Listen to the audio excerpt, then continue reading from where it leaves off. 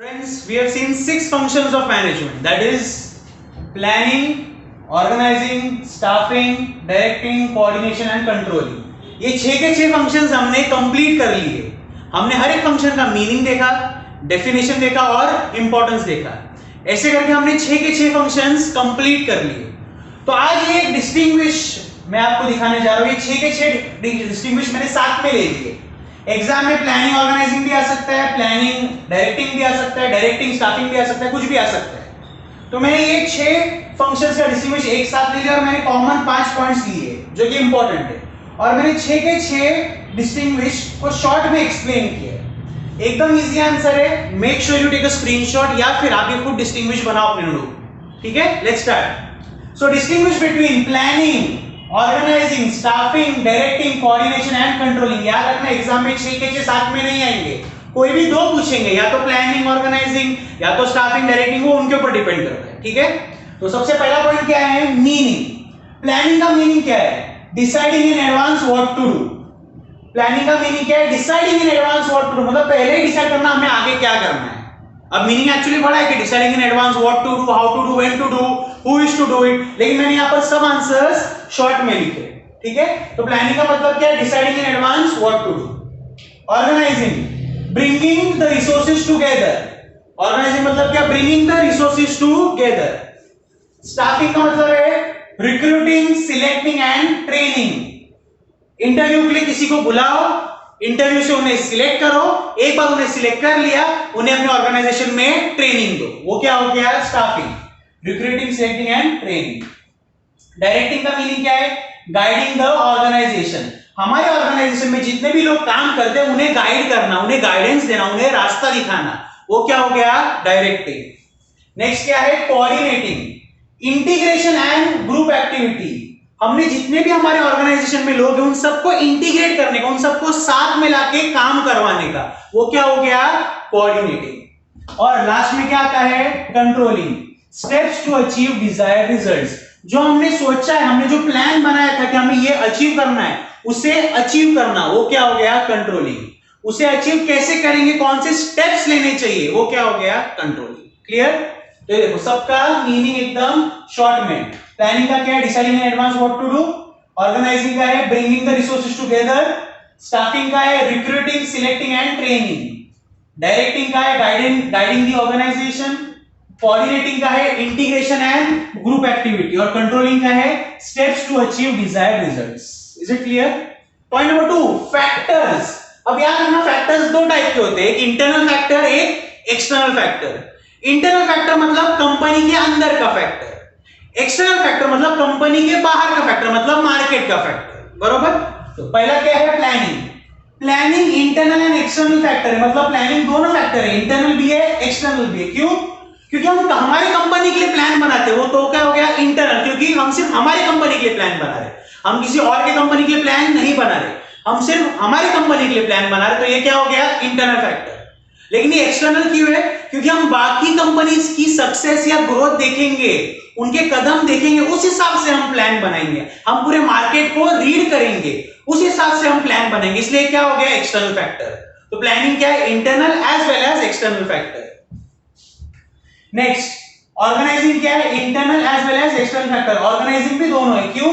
हमें हमारी कंपनी को तो ऑर्गेनाइज करना ही है, साथ ही साथ हमें मार्केट में देखना है काम कैसा चल रहा है, तो मार्केट के हिसाब से हमें ऑर्गेनाइजिंग हमारी कंपनी की करनी है, इसलिए ऑर्गेनाइजिंग क्या हो गया? Internal as well as external factor. Next है स्टाफिंग। स्टाफिंग सिर्फ इंटरनल फैक्टर है। क्यों? क्योंकि सिर्फ हम स्टाफिंग मतलब क्या? एम्प्लॉइज को सिलेक्ट करना, हमारे कंपनी में नए नए एम्प्लॉइज को सिलेक्ट करना, तो हम सिर्फ हमारी कंपनी के लिए सिलेक्ट करेंगे, बाकी कंपनी से सिलेक्ट करेंगे क्या? नहीं। तो स्टाफिंग क्या हो गया? Internal factor. सिमिलरली डायरेक्टिंग भी क्या हो गया? इंटरनल फैक्टर, क्योंकि हम सिर्फ हमारी कंपनी को गाइडेंस देंगे, हम दूसरी कंपनी को नहीं सिखाएंगे कि आप यहाँ ये रास्ता अपनाओ या वो रास्ता अपनाओ, हम सिर्फ हमारी कंपनी को गाइडेंस देंगे, तो डायरेक्टिंग भी क्या हो गया? Internal factor. कोऑर्डिनेटिंग भी क्या है? इंटरनल फैक्टर, क्योंकि हम जितने भी लोगों को साथ में काम करवाना चाहते हैं वो हमारे कंपनी के लोग हैं, हम बाहर की कंपनी के लोग को साथ में काम नहीं करवाएंगे, तो ये क्या हो गया? Internal factor.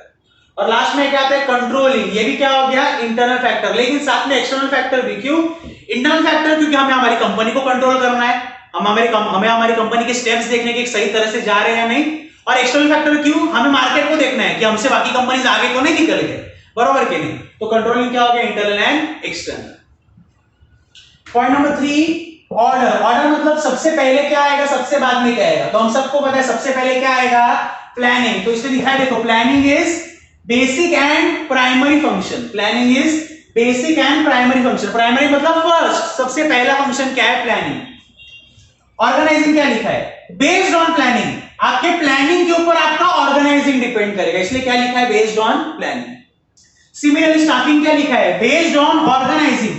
आपके ऑर्गेनाइजिंग पे डिपेंड करेगा आपका स्टाफिंग, क्या आप कैसे लोगों को अपने कंपनी में इन्वॉल्व करना चाहते हो। नेक्स्ट क्या है? डायरेक्टिंग। अब directing organising as well as staffing, इन दोनों पे डिपेंड करेगा। क्या? डायरेक्टिंग। क्या आपने आपके फंड्स को या रिसोर्सेज को कैसे ऑर्गेनाइज किया, प्लस आपके पास लोग कैसे काम करने वाले, इन दोनों पे डिपेंड क्या करता है? डायरेक्टिंग। Next coordinating.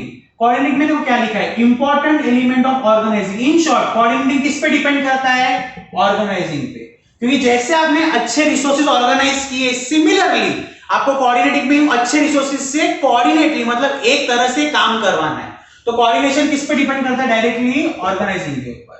और जैसे प्लानिंग स्टार्ट फंक्शन है, सिमिलरली कंट्रोलिंग क्या है? And function of management. Controlling क्या है? एंड या फिर last function of management. Is it clear? Fourth point, nature. Fourth point क्या है? नेचर। कि इन सब फंक्शंस का नेचर कैसा है? तो planning is continuous in nature. मतलब क्या? साल के स्टार्ट से लेके साल के एंड तक हमें प्लानिंग करती रहनी पड़ती है अलग अलग चीजों की। तो planning is continuous. Second, organising takes place all the time. हमें ऑर्गेनाइजिंग भी पूरे टाइम करती रहनी पड़ती है, क्योंकि अगर प्लानिंग कंटिन्यूअस है मतलब हमेशा होता रहता है, तो ऑर्गेनाइजिंग भी हमेशा होता रहेगा। सिमिलरली स्टाफिंग, डायरेक्टिंग और कोऑर्डिनेटिंग, ये तीनों फंक्शंस भी कंटिन्यूअस है। कंटिन्यूअस क्यों है? क्योंकि हर बार करते रहना पड़ेगा। और लास्ट में क्या लिखा है देखो, controlling. It starts once the actual plan is executed. एक बार आपने प्लान एग्जीक्यूट कर लिया, उसी टाइम से कंट्रोलिंग शुरू हो जाएगा। लेकिन एक बात याद रखना, ये 6 के 6 फंक्शंस कंटिन्यूअस रहेंगे। क्यों? क्योंकि मैनेजमेंट आपको पूरे साल भर करना पड़ता है। आप ये नहीं बोल सकते कि हमने अप्रैल में मैनेजमेंट किया, फिर हमने मई से मैनेजमेंट करना छोड़ दिया। नहीं, आपको अप्रैल से लेके मार्च तक, जैन से लेके दिसंबर तक, आप कोई भी ईयर फॉलो कर रहे हो, कैलेंडर ईयर या फिर फाइनेंशियल ईयर, आपको मैनेजमेंट पूरे साल भर करना पड़ता है। क्लियर? इसलिए सब क्या है? कंटिन्यूअस। और लास्ट पॉइंट क्या है? Level of management. मतलब कौन सा लेवल ऑफ मैनेजमेंट ये सब फंक्शंस करता है। तो सबसे पहले क्या है? Planning. Planning is always done by the top level of management. मतलब जो कंपनी के ओनर्स है, जो कंपनी के बोर्ड ऑफ डायरेक्टर्स है, जो कंपनी का सीईओ है, वो हमेशा क्या करेगा? कंपनी के लिए प्लान बनाएगा। अभी मुकेश अंबानी रिलायंस में काम करने वाले छोटे मोटे एम्प्लॉय को नहीं बोलेगा कि भाई रिलायंस के लिए प्लान बना, वो खुद प्लान बनाएगा, बरोबर के नहीं? तो प्लान क्या है या फिर प्लानिंग क्या है? टॉप लेवल मैनेजमेंट का फंक्शन है। So planning is always done by top level management. Organizing is done by top and middle level of management. Top से शुरू होगा, लेकिन मिडिल लेवल वालों को भी क्या करना पड़ेगा? ऑर्गेनाइजिंग करना पड़ेगा, मतलब सब रिसोर्सेज को साथ में लाना पड़ेगा। स्टाफिंग मिडिल लेवल का काम है। स्टाफिंग किसका काम है? मिडिल लेवल का। अब कंपनी का मालिक नहीं बैठेगा इंटरव्यू लेते हुए, उसने एचआर मैनेजर्स रखे इंटरव्यू लेने के लिए और लोगों को सिलेक्ट करने के लिए। तो इसलिए स्टाफिंग क्या है? Middle level. सिमिलरली डायरेक्टिंग क्या है? Middle level management. क्योंकि फिर से कंपनी का मालिक हर एक इंसान को डायरेक्ट नहीं करेगा कि भाई तेरे को ऐसा काम करना है, तेरे को ऐसा काम करना है। वो कौन करेगा? वो सब मैनेजर्स का काम है। तो मैनेजर्स फिर से कहां पर आ गए? मिडिल लेवल में, middle level of management. Coordinating में लिखा है ऑल लेवल्स, सारे के सारे लेवल्स, भले वो टॉप लेवल हो, मिडिल लेवल हो या लो लेवल हो, सारे के सारे लोगों को, सारे के सारे लेवल्स को मिलके काम करना पड़ेगा। तो क्या होगी? कोऑर्डिनेटिंग। याद रखना, टॉप लेवल मतलब कंपनी के मालिक, बोर्ड ऑफ डायरेक्टर्स या सीईओ। मिडिल लेवल मतलब क्या? कंपनी के मैनेजर्स या फिर डिपार्टमेंट हेड्स। और लोअर लेवल मतलब क्या? जो एम्प्लॉइज है या फिर वर्कर्स। तो इन तीनों लेवल को साथ में मिलकर काम करना पड़ेगा, तो जाके क्या होगी? कोऑर्डिनेटिंग। Is it clear? और लास्ट में कंट्रोलिंग कैसा है? फिर से top and middle level of management. Top level जितना हो सके उतना कंट्रोल करेगा, और जो नीचे के लेवल है उन्हें मिडिल लेवल मैनेजमेंट कंट्रोल करेगा। Is it clear? तो देखो ये 5 पॉइंट्स है, meaning, factors, order, nature and level of management. ये 5 पॉइंट्स है, और 6 के 6 फंक्शंस को मैंने डिस्टिंग्विश किया या डिफरेंशिएट किया है।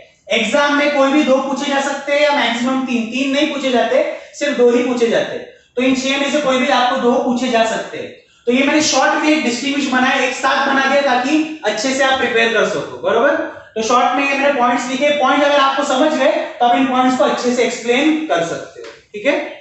इस डेफिनेशन का, इस डिस्टिंग्विश के टेबल का स्क्रीनशॉट ले लो या फिर ये नोटबुक में जॉट डाउन करो। Thank you.